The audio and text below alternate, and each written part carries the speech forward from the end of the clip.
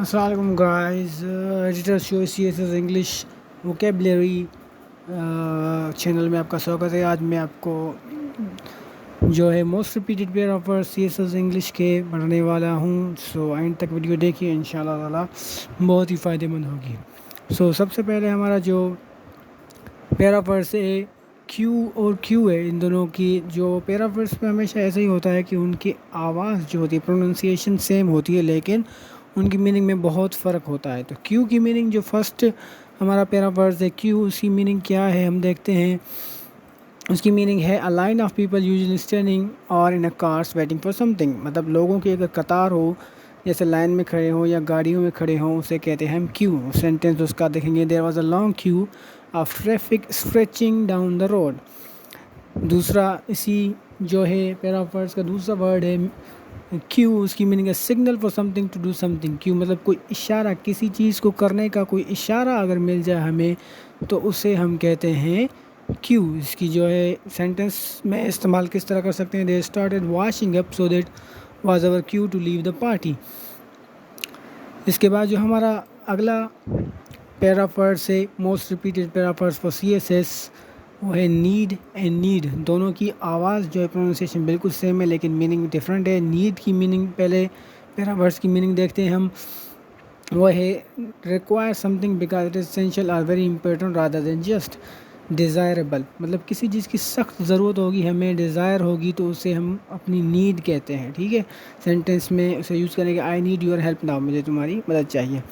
دوسرا جو نیڈ لفظ ہے وہ ہو سکتے ہیں ورک انٹو ڈو اور پیسٹ ود ہینڈز اور مساج موئسچر فلور۔ اگر اسے یہ نیڈ سمپلی جو معنی ہے اردو میں اسے کہتے ہیں گوندنا، جیسے آٹا گوندتے ہیں نا تو اسے نیڈ کہتے ہیں۔ اور اسکویز ود ہینڈ، یا ہاتھوں سے دبانے کو بھی نیڈ کہتے ہیں۔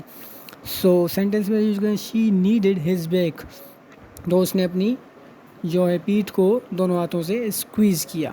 اس کے بعد جو تیسرا ہمارا پیئر آف ورڈس ہے وہ ہے کوارٹز اینڈ کوارٹز، ٹھیک ہے۔ کوارٹز اور کوارٹز میں کیا فرق ہے؟ کوارٹز کی میننگ دیکھتے ہیں unit of liquid measure of capacity.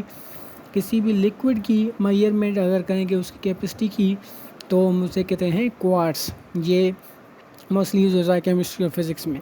You spilled a quart of water on my table. دوسرا جو ورڈ ہے اسی پیرا ورڈس کا وہ ہے کوارٹز۔ کوارٹز کی میننگ کیا ہے؟ A hard mineral consistent of silica found widely in igneous and metamorphic rocks. یہ کوارٹز جو ہے ایک پتھر کا قسم ہے جو کہ میٹامورفک اور ایگنس راکس میں پایا جاتا ہے۔ یہ سمپلی اس کا جو ہے نام ہے، تو اس کو جملے میں یوز کریں گے۔ The rocks I have used contain some quartz which may help to create the effect we want۔ اس کے بعد جو ہمارا پیرا ورڈ ہے وہ ہے کورل اینڈ کورل۔ دونوں کی آواز بالکل سیم ہے اور میننگ ڈفرینٹ ہوگی۔ کورل کی میننگ کیا ہے؟ اے کورس آف کوئر، مطلب کسی طرح جو ہے گانے کا جو ایک کورس ہوتا ہے اس کی جو ہے کورس کو ہم کیا کہتے ہیں؟ Choral. Choral singing became a matter of national pride. اور دوسرا جو کورل ورڈ ہے اس کی میننگ ہے the hard stony skeleton secreted by certain marine پولپس۔